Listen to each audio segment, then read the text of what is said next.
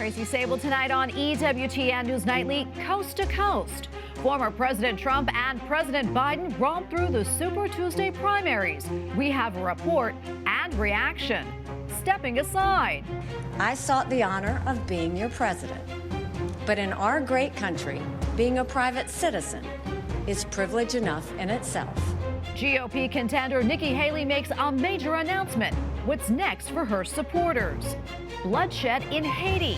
New developments in the violence that's destabilizing the Catholic country. And a humble request. Pope Francis asked the faithful to use this Lent to combat our own pride.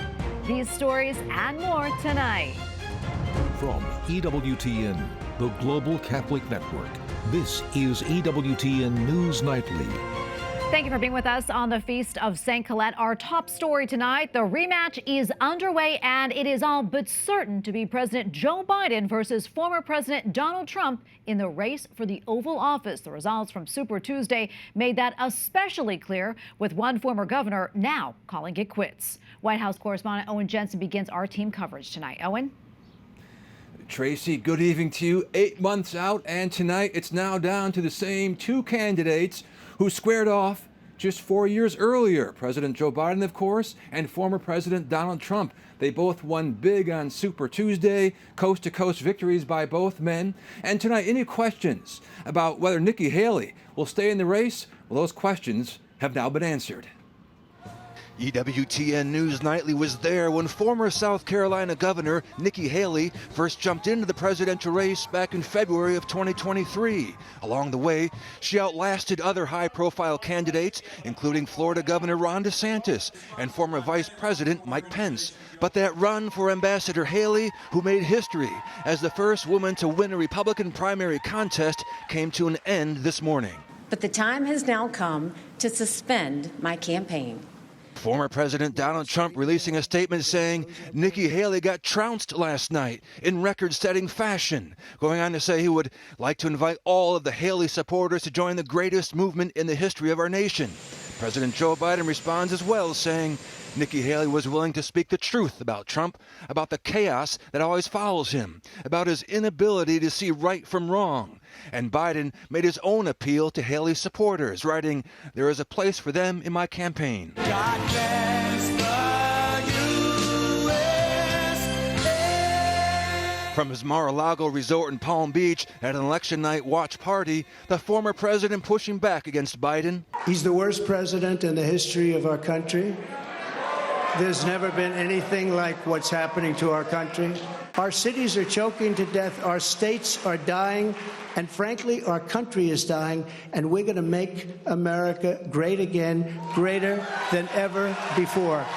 Last night, Biden also ripped on Trump for his pro-life positions, writing, "He is determined to destroy our democracy, rip away fundamental freedoms like the ability for women to make their own health care decisions."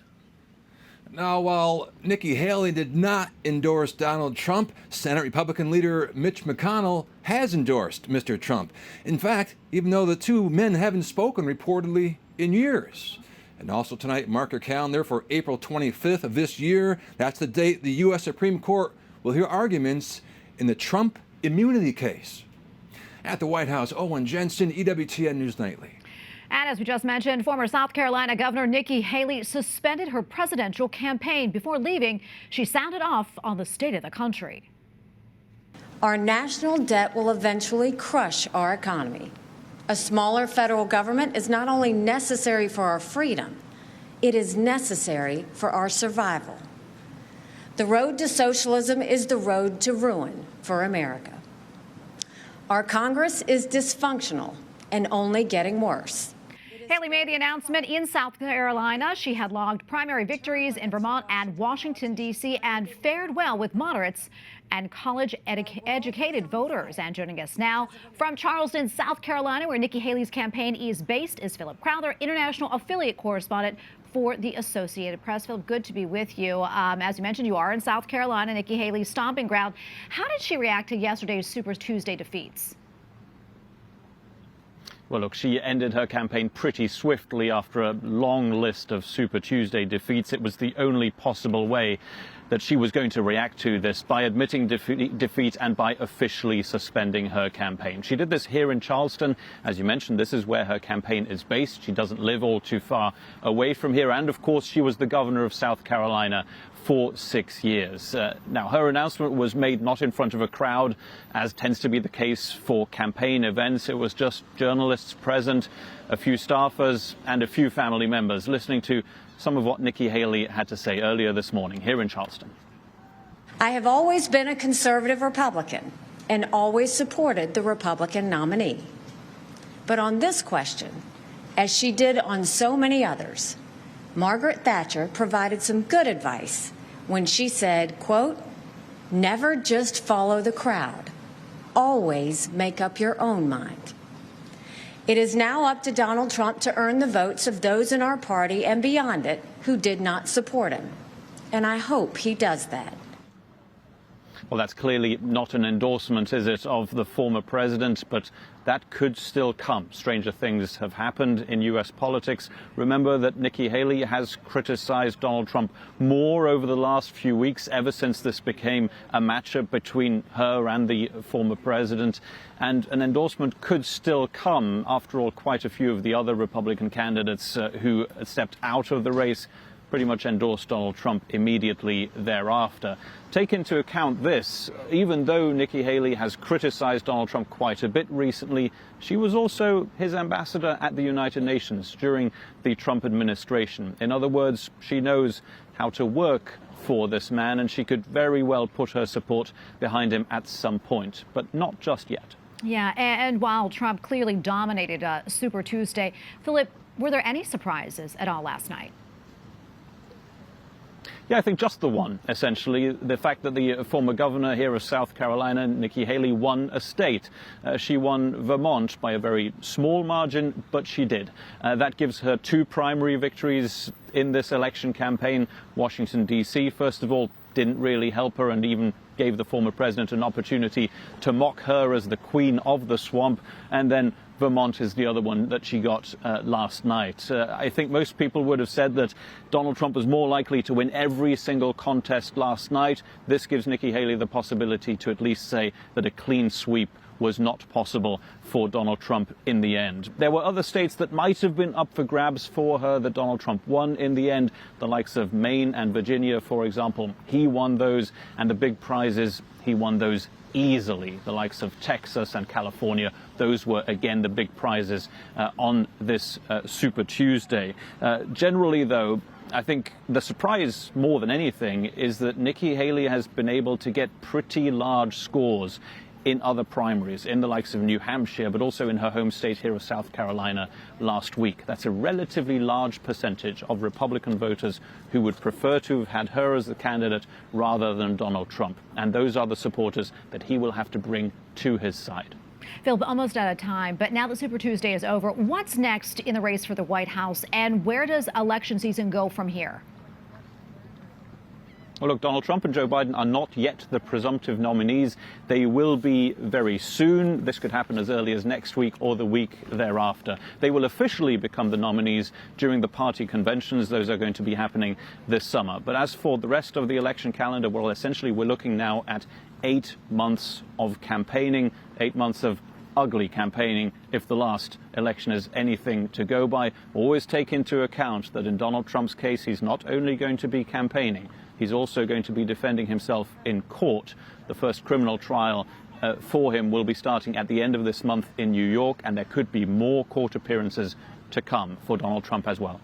Philip Crowther in South Carolina for us tonight. Thank you. For analysis, let's bring in Ron Bongine, political strategist and co-founder of Rock Solutions. Ron, thank you so much for being here. We appreciate it. First, I want to get your thoughts on Nikki Haley's performance last night and what her dropping out of the race means, especially to her supporters. Well, it wasn't necessarily a surprise. We all had a feeling that Trump was going to be the nominee, after Iowa and New Hampshire, and especially South Carolina. So it makes a lot of sense that she would drop out. Why keep, running at the windmill, so to speak, and start thinking about what she's going to do for her future. Yeah, and what do you think this means for her supporters? And what do you think Trump needs to do to get the Haley supporters behind him?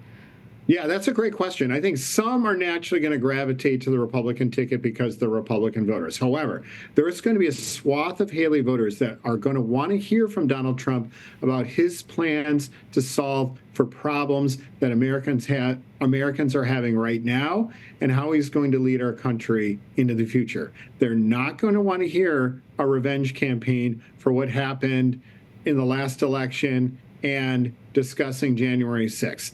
They want to get into how is America going to be led differently than Joe Biden. Yeah, and according to some exit polls, I mean, those, you mentioned a large swath of Haley supporters, some of them say they would never vote for Trump. That being said, where are they going to go? Who are they going to support? Well, see, that's the great question. I mean, some of these Haley voters aren't necessarily Republican. In some of these states, there are open primaries. So you could have independents or you could have Democrats necessarily leaning over there. I think they're going to have a very difficult time pulling the trigger for Biden because many of these Haley voters in exit polls said he's too old.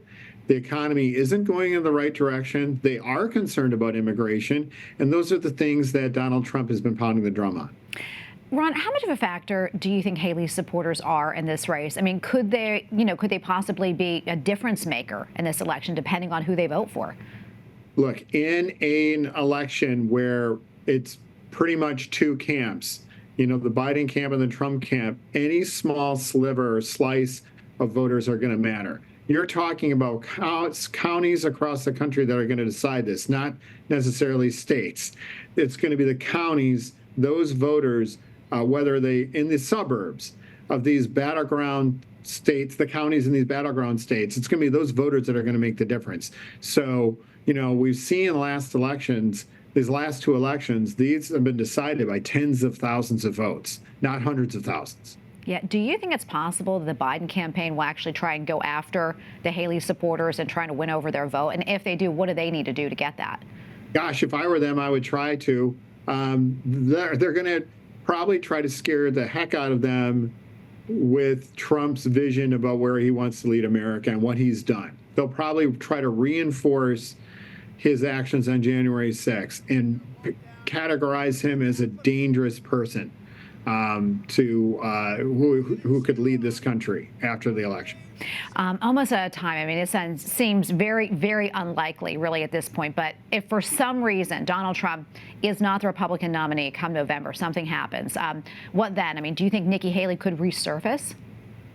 She would absolutely resurface. I mean, she spent and invested so much time in these states running way behind Donald Trump, that I could see her absolutely picking up the flag and waving it to Republican voters to say she's here to lead. Absolutely. I don't think she's going away. In fact, I thought her strategy was pretty much trying to line herself up for 4 years from now as a viable candidate in 28. Real quick, actually, before I let you go, one more question. Today, Mitch McConnell endorsed Donald Trump. Do you think Nikki Haley will do so? That's really unclear. I mean, I know exit polls showed that voters thought in many of these states that Trump was unkind to Haley. But it really boils down to personality. Does she want to work with him in some way? Does she want to keep herself out of the Trump branding? That's going to be a decision she's going to have to make. Okay, we're going to leave it right there. Ron, thank you so much. Great to be with you today and get your insights. We appreciate it. Thank you. Great speaking with you. Minnesota Congressman Dean Phillips announced today that he is suspending his long-shot Democratic primary challenge to President Joe Biden. Phillips was an outspoken critic of Biden's re-election campaign, saying the president's age and polling numbers show that Democrats want an alternative. Phillips, a moderate three-term congressman, previously said that he would not seek re-election to the House in 2024. In the battleground state of North Carolina, the political dynamics of the presidential race are expected to play out in the race for governor. Endorsed by former President Donald Trump, Lieutenant Governor Mark Robinson won the Republican primary for governor. During a rally over the weekend, Trump called Robinson Martin Luther King on steroids. Robinson has built his reputation on being a political firebrand. He will face off against Democratic primary winner Josh Stein, who is North Carolina's Attorney General. The current Democratic governor, Roy Cooper, who has endorsed Stein, is stepping down due to term limits. And in California, Democratic Congressman Adam Schiff will face former baseball star Steve Garvey in the contest for the Senate seat. November's election will determine who will replace Dianne Feinstein, who held that seat for more than 30 years until her death in September. The matchup also means that California will not have a woman in the seat for the first time in more than 3 decades. Now to Ukraine, a very close call for the president and the Greek prime minister. The two had just ended a tour of the war-ravaged city of Odessa. As they were getting into their cars, a Russian missile exploded about a quarter of a mile away, killing 5 people. Neither of the leaders were injured, but they were close enough to hear and feel that strike. Russia has recently stepped up its attacks on the region. Ukraine's President Zelensky spoke about the strike shortly after it happened. We saw this strike today. You can see who we are dealing with. They don't care where they strike. I know that there are victims today. I don't know all the details yet, but I know that there are dead and wounded. We need to defend ourselves first and foremost. The best way to do that is with an air defense system. All right, now, President Biden's $60 billion request for aid for Ukraine is stuck in Congress. The White House said today's strike was a sign that the war-ravaged country needs assistance. The UK's patience with Israel is running thin over the suffering in Gaza. That is according to the country's foreign secretary. One day following his meeting with U.S. lawmakers, Israeli War Cabinet member Benny Gantz traveled to the UK for a discussion with UK officials. In a social media post, David Cameron said the UK needs to see an immediate ceasefire and an increased flow of aid. The UN reported the Israeli military refused to let a convoy containing 200 tons of food into Gaza this week. The territory's health ministry says at least 20 people, most of them children, have died of malnutrition and dehydration in recent days. All 2 people are dead after a suspected attack by Houthi rebels on a ship in the Gulf of Aden. A bulk carrier under the Barbados flag was targeted this morning. The crew later abandoned it. Today, the U.S. State Department responded. I think that it was sadly inevitable. The Houthis have continued to launch these reckless attacks with no regard for the well-being of innocent civilians who are transiting through the Red Sea, and now they have unfortunately and tragically killed. Officials in Beijing are urging the U.S. not to intervene in the ongoing dispute between the Philippines and China after an incident in the South China Sea. 仁爱礁问题是中国和菲律宾之间的双边问题。 Ships from China and the Philippines collided recently, resulting in the injury of 4 Filipino crew members. The U.S. State Department says China's actions were provocative. According to the Mutual Defense Treaty, the U.S. is obliged to aid the Philippines if attacked by a third party. Now to the crisis in Haiti, where powerful gangs are calling for the prime minister's resignation. A State Department spokesman has denied that the U.S. is pressuring Ariel Henry to step down, but they are asking him to, quote, move with urgency to help the country prepare for a multinational security support mission. The Catholic country is in its 3rd day of a state of emergency after a surge in gang violence that included raids on 2 prisons, effectively paralyzing Port-au-Prince. The airport is closed, which is preventing the prime minister from returning home. And we have a lot more still to come here on EWTN News Nightly, including powerful testimony. A former NFL star speaks on Capitol Hill about child sex abuse. And the Holy Father tells the faithful how to combat what he calls the queen of all vices.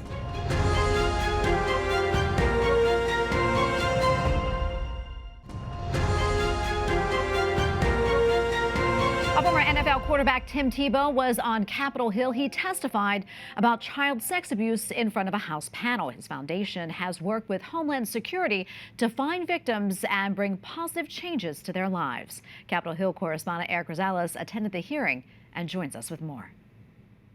Good evening, Tracy. The subcommittee headed by Congressman Andy Biggs of Arizona questioned Tim Tebow and his foundation's work. The foundation has been able to identify more than 50,000 boys and girls worldwide who've been sexually abused.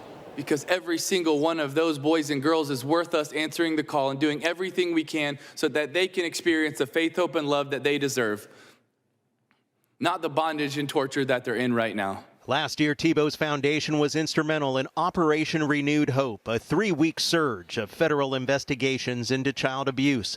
The foundation successfully located over 300 previously unknown victims, made probable identifications, and even rescued some of them. Tebow says that's just the tip of the iceberg. And out of all those that were rescued, more than half of them were right here in the U.S. And when you extrapolate those numbers, that means that there's thousands of boys and girls that are starving for hope in our backyard. Lawmakers say internet distribution of child sex material is a problem that continues to flourish. Perpetrators of this repulsive set of crimes frequently operate with impunity, recording the commission of unthinkable acts on their young victims and trading the images for sport, often knowing that their identities and locations are cloaked behind a wall of encryption. And who is producing these images? According to the National Center for Missing and Exploited Children, the answer is close by. Most of the images are being produced by fathers, family members, and child offenders within the child's circle of trust. These offenders are people in your communities. These are your neighbors. These are people you work with. Maybe you play golf with them.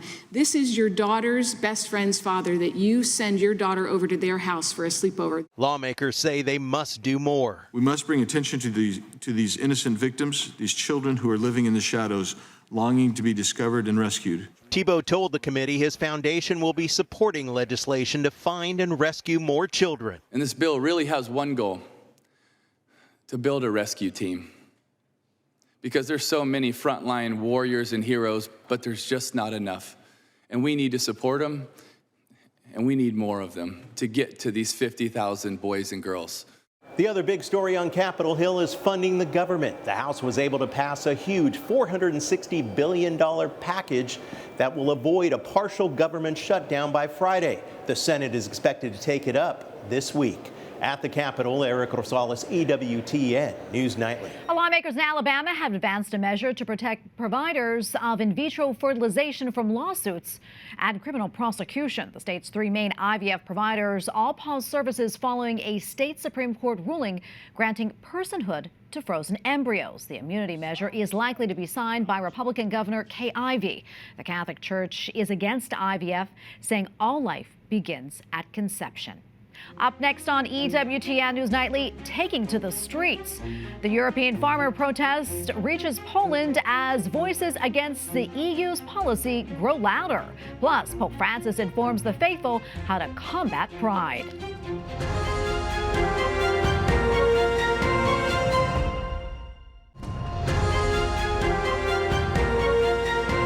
Welcome back. Highways in Poland are blocked as farmers voice their displeasure over measures from the European Union.